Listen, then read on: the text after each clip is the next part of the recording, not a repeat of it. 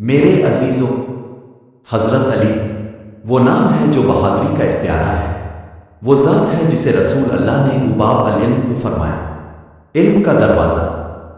لیکن سنو، آج میں تمہیں حضرت علی کی بہادری یا علم کا نہیں بلکہ ان کے عدل اور حلم کا ایک ایسا واقعہ سنانے جا رہا ہوں جو دل کو ہلا دیتا ہے۔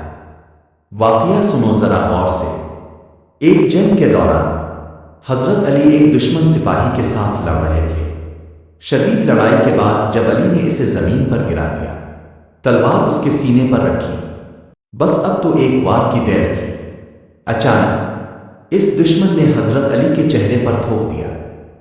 ذرا سوچو وہ لمحہ کیسا ہوگا؟ غصہ آ سکتا تھا، آنا چاہیے تھا، لیکن نہیں، میرے نبی کا غلام تھا وہ۔ حضرت علی فوراً پیچھے ہٹ گئے، تلوار نیچے کر دی۔ وہ دشمن حیران ہو گیا، کہنے لگا، اب نے مجھے چھوڑ کیوں دیا؟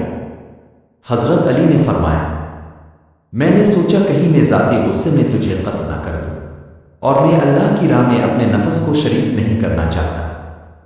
اللہ اکبر! وہ دشمن جو جان بچانے کی امید چھوڑ چکا تھا، اسی لمحے حضرت علی کے قدموں میں گرا اور کلمہ پڑھ کر مسلمان ہو گیا۔